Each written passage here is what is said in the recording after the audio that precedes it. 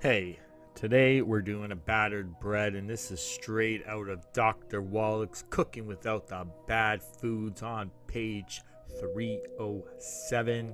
And let's go.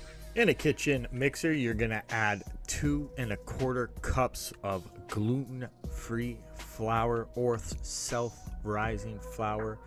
I use two types of gluten-free flour for this mix. And then you're going to add 1 tablespoon of baking powder. And then half a teaspoon of pink Himalayan salt. Then you're going to grab 3 eggs at room temperature. But before I add them, I paddle and mix all my dry ingredients together. And then I add the eggs into the mixer.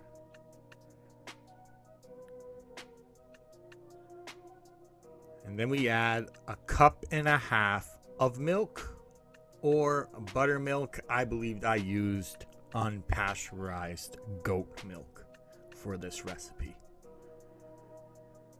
Then you're going to mix it all together, and while it is mixing, you are going to add 6 tablespoons of melted clarified butter. And as you add it, you will see the batter turn more into a pancake mix texture-ish.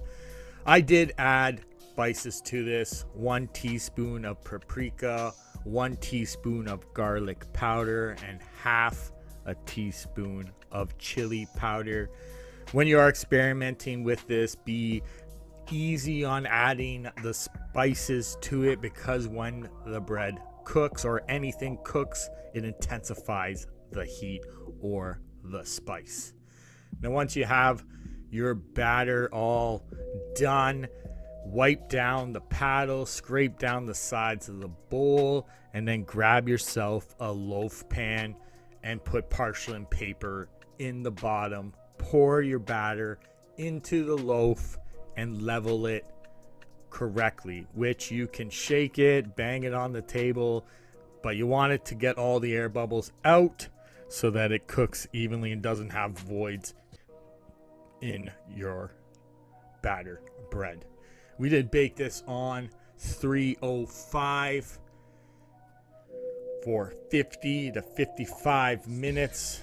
This is progressively me checking it at increments of 15 minutes, 30 minutes, and 45 minutes. And because I keep opening the oven and letting all the heat out, you can see it formed a weird little cap on top. But to check it, you just throw in a toothpick in the center. If it comes out dry, it means the batter is cooked in the center of the bread, and it is done.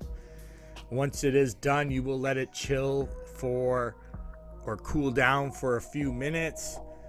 And the bread is actually pretty crumbly when it's warm, but it is delicious by just putting a little bit of butter on it. It has like a muffin cornbread texture, and it's more denser. So making sandwiches, you might want to cut it a little thinner.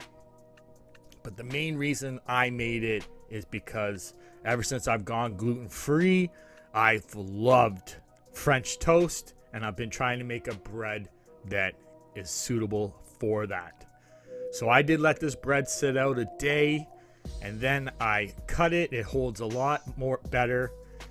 And then I made French toast, which is just eggs and milk whisked together with your bread put in, soaking up both sides. And it turned out amazing. And it brought me back to the days where I'd sit on Saturday and watch cartoons eating French toast. And this is a comfort food for me. And I hope you enjoy and have a great day.